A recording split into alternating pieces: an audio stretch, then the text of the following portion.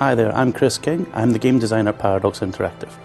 And in today's Crusader Kings 2 video developer diary, I'm talking about the portrait system. At its base level in these portraits, we have 6 types. We have male and female giving us 2 types, and then we have young, middle-aged and old-aged.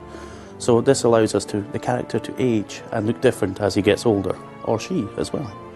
The portraits themselves are a whole series of subcomponents: noses, eyes, mouths, facial structure.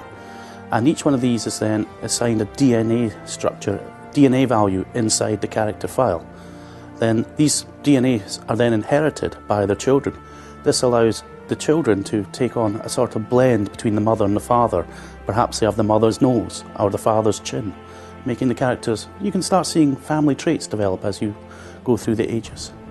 We also have 2 options when it comes to actually setting up the character database. The game will start just naturally incrementing through the database and randomly assign characters DNA, allowing to make it a bit easier on people trying to set up the scenarios. However, we can't strictly define DNA for characters in the database. If we have a face structure that to us says Richard the Lionheart, then we can say Richard Lionheart will have this DNA, so he looks a bit like Richard in your game. We also have a whole number of additional features to the portrait which are not inherited.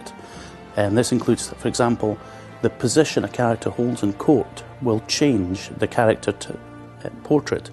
If he's a king, he'll have a crown. If he's a marshal, he has like a chainmail coif to make him look more military. We can also put cool backgrounds in to make these portraits come alive and look more interesting.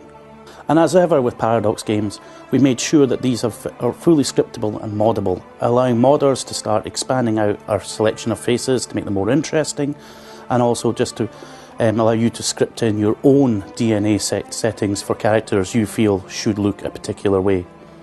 And most important of all, the CK1 big noses have been consigned to the dustbin of history. Characters will now have very reasonable sized noses, making them look far more lifelike than the CK1 huge beaks.